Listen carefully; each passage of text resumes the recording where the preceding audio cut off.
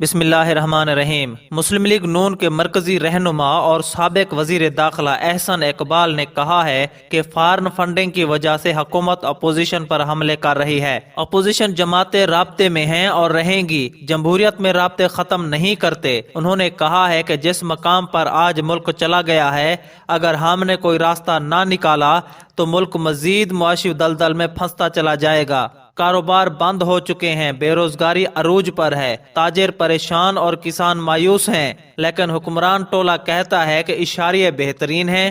سب سے زیادہ بے روزگاری اور مہنگائی کی شرح اس وقت پاکستان میں ہے۔ نوجوان ڈگریاں لے کر سڑکوں پر پھر رہے ہیں۔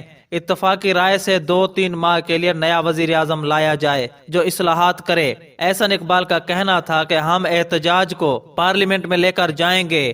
اب حکومت نے بجلی کے بلوں میں بلا جواز اضافہ کیا ہے۔ دراصل یہ ٹیکس سلیکشن میں ناکام ہو گئے ہیں اور اپنے اخراجات کم کرنے میں بھی ناکام ہو رہے ہیں۔ حکمران خسارے کا سارا بوجھ عوام پر ڈال رہی ہے۔ احسن اقبال نے کہا ہے کہ پی ٹی آئی کے منتخب ارکان بھی اس بات سے پریشان ہیں کہ عمران خان کی وجہ سے تو خود پی ٹی آئی بھی نیچے جا رہی ہے۔ اب تو پی ٹی آئی کے اندر سے بھی عمران کے خلاف آوازیں اٹھ رہی ہیں۔ تحریک انصاف میں 3 امیدوار ہیں جنہوں نے تو شیروانیاں بھی تیار کر لی ہیں۔ عمران خان جھوٹ بول رہے ہیں کہ انہیں سب سے زیادہ خسارہ ملا ہے۔